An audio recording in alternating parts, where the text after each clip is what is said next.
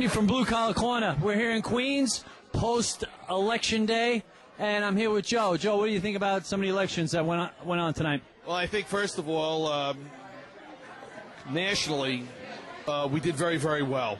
All right. Right now, we know we've got 60 seats on the congressional level, all plugged in. I think that speaks a lot to Obama. Speaks volumes. Speaks volumes about Obama, what he tried to shove down everybody's throat, especially when it comes to health care, cap and tax, just raising the overall cost of living for everyone across the United States. So you feel there's a whole referendum on the Obama-Pelosi-Reid agenda? I think it's very clear. If this actually gets above 60 and goes into the 70 mark, I think he's going to have to address it tomorrow in his press conference, and that's without a doubt. The unfortunate part is, I think, while we did set on some principles with the senatorial candidates, we're still going to make some inroads there as well. So that's good news. I heard we had some good news over here at the state level as well, here in New York State, which is traditionally a very, very difficult state to get any Republican elected in.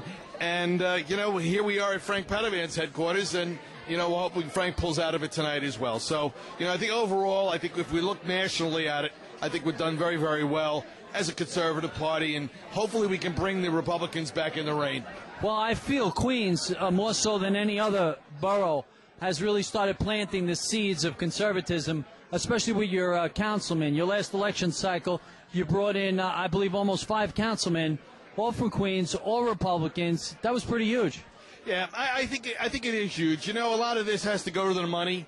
And, when you go to budget and money and political campaigns, they're going to put the money where they think they've got the greatest input and where the seeds have already been laid.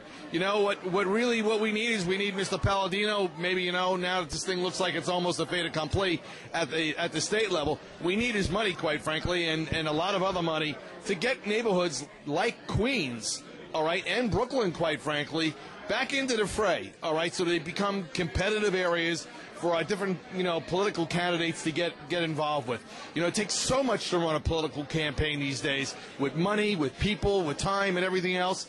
A lot of people just don't have that kind of money to put up.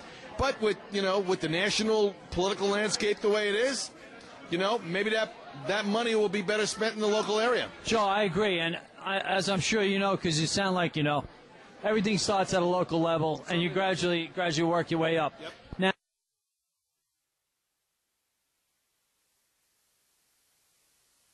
do you think a man like this, a very stringent, hard left guy, will he come to the center, or will he yet again go pulling hard to the left? I got to be honest with you. As conservatives, we're very hopeful people.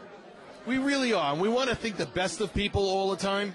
And I want to think the best that our president right now is kind of reading the tea leaves, and he's seeing that there's a change in the will of the people across the country. That's what I want to believe. All right?